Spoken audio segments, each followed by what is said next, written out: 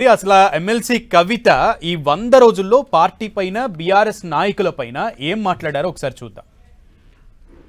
ఈసారి నేను మొన్ననే చెప్తున్నాను, కుట్రలు కుతంత్రాలు జరుగుతూ ఉన్నాయని. నేను చెప్పిన కొద్ది రోజుల్లోనే మరి నేను అంతర్గతంగా కేసీఆర్ గారికి రాసినటువంటి ఉత్తరం బహిర్గతం కావడం అన్నది, ఇది మరి ఏం జరుగుతుందో అన్నది పార్టీలో ఉన్నటువంటి మనందరం, తెలంగాణ ప్రజలందరూ కూడా ఆలోచించుకోవాల్సినటువంటి విషయం.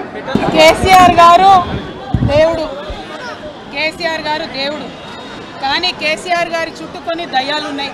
వాళ్ళ వల్ల చాలా నష్టం జరుగుతున్నది. పార్టీలో ఉండేటటువంటి నాకు, నేను కేసీఆర్ గారి కూతుర్ని, అంతరంగికంగా నేను రాసినటువంటి లేఖనే బయటికి వచ్చిందంటే మరి ఇతర సామాన్యుల సంగతి, ఇతరుల పరిస్థితి ఏంటి పార్టీలో అన్నది ఇవాళ చర్చ జరగాల్సినటువంటి అవసరం ఉన్నది. కేసీఆర్ గారికి రెండు కళ్ళలాగా ఒక కన్ను బీఆర్ఎస్ అయితే ఇంకో కన్ను జాగృతి అయి నిలబడుతుందని చెప్పి ఈ సందర్భంగా మేము తెలియజేస్తూ ఉన్నాం. కేసీఆర్ గారి మీద ఈగ వాలితే కూడా ఊరుకోము. రేవంత్ రెడ్డి గారు ఆనాడే మీరు గన్ను పట్టుకొని ఉద్యమకారుల మీదకి పోతే మిమ్మల్ని చుక్కలు చూపించినాం. భయపడి తెలంగాణలో తిరగలేక మీరు గన్ను పట్టుకొని ఆనాడు తిరిగినరు. రెండు, ఒక లిల్లీపుట్ నాయకుడు, నల్గొండలో బీఆర్ఎస్ పార్టీని నాశనం చేసిన ఒక లిల్లీపుట్ నాయకుడు ఆమెవరు ఈమెవరు అని మా గురించి మాట్లాడుతూ ఉన్నారంటే మరి ఆయనకు ప్రోత్సాహం ఇస్తున్నది ఎవరో కూడా ప్రజలు ఆలోచించుకోవాలి. ఇవాళ నల్గొండ జిల్లాలో ఒక సీటు కూడా రాలే. ఆయన సీటు సాగు తప్పి కన్నులొట్టవైన చందంగా చివరి నిమిషంలో అనుకోకుండా గెలిచినటువంటి సీటు.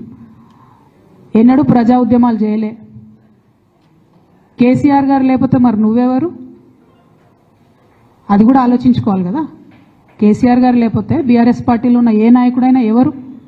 ప్రజలకు మనందరినీ పరిచయం చేసింది కేసీఆర్ గారే కదా. మనలో మనం కన్ఫ్యూజన్ ఉన్నప్పుడు ఇష్టం వచ్చినట్టు మాట్లాడుకోవచ్చా? ఈ లిల్లీపుట్ నాయకుడు మాట్లాడంగానే ఇంకో చిన్నపిల్లగాడు నిన్నగాక మొన్న మా పార్టీలోకి వచ్చిన వాళ్ళు కూడా ఎటుపడతట్టు మాట్లాడు. అసలు ఎవరు మీరు? మీకు తెలంగాణ ఉద్యమంతో సంబంధం ఏంది? బీఆర్ఎస్ అధికారంలోకి వచ్చినాక బీఆర్ఎస్లోకి వచ్చి పదవులు పొంది ఉల్టా నా మీదనే మాట్లాడతారా మీరు? మేము ఉద్యమం చేసిందే మీ మీద కదా. చిన్న పిల్లగానిలా ఉండు బాబు. నువ్వు పెద్దవాళ్ళ విషయాల్లో తలదూర్చకు, తెలియని విషయాల్లో అసలే తలదూర్చకు. నీ వెనకాల చాలామంది ఉన్నారు అని అనుకుంటున్నావేమో. వాళ్ళ సంగతి కూడా ప్రజలకు వస్తుంది, తెలుస్తుంది. ఎప్పుడో ఒకసారి అన్నీ బయటపడతాయి. ఒక ఆవేదనతో చెప్తున్నా, నేను ఉట్టిగా చెప్తలేను. రాజకీయం చేయొచ్చు కానీ ఇంత నీచంగా ఒక ఇంటి ఆడబిడ్డ మీద ఇటువంటి మాటలు మీరే అనిపించి స్పందించకుండా ఉంటారా? తెలంగాణ ప్రజలు ఊరుకోరు. నేను చెప్తున్నా, కొంతమంది కేసీఆర్ గారి పక్కన ఉన్నటువంటి వాళ్ళు కేసీఆర్ గారి పేరు చెప్పుకొని అనేక రకాలుగా లబ్ధి పొంది వారు చేసినటువంటి అనేక చెత్త పనుల వల్ల ఇవాళ కేసీఆర్ గారి పేరు బద్నామయ్యే పరిస్థితి వచ్చింది. అయినా మళ్ళీ వాళ్ళనే మోస్తాం, అయినా మళ్ళీ వాళ్ళనే ముందుకు తీసుకెళ్తామని అనుకుంటే పార్టీ ఎట్లా ముందటికి పోతుంది? ఒక బిడ్డగా నిజంగా నేను బాధపడతా ఉన్నా. హరీష్ రావు గారిది మేజర్ పాత్ర లేదా దీంట్లో?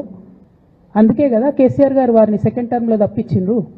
ఈ మొత్తం కాళేశ్వరం ఎపిసోడ్లో కేసీఆర్ గారికి మరక అంటిందంటే 2-3 వ్యక్తులు కారణం. మాజీ రాజ్యసభ సభ్యుడు ఒకలైతే, హరీష్ రావు గారు ఒకలైతే, మేఘా కృష్ణారెడ్డి గారు ఇంకోటి, మేఘానో బోగానో ఏదో.